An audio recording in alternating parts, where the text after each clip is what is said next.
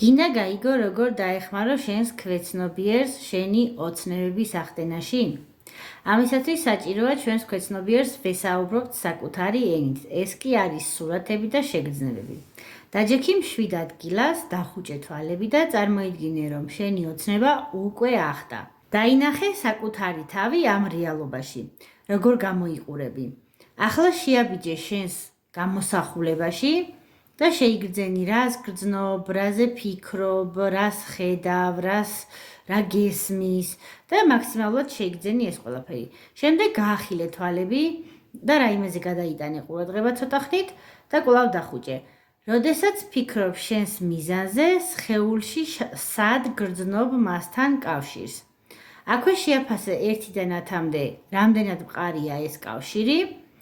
თუ 10-ია შესანიშნავია, გილოცავ, თუ ნაკლებია, მაშინ კითხე საკუთარ თავს, რა მოხდება ცუდი თუ ჩემი ოცნება ახდება. მეტი ასეთი პრაქტიკის სანახავად მოიწონე გვერდი.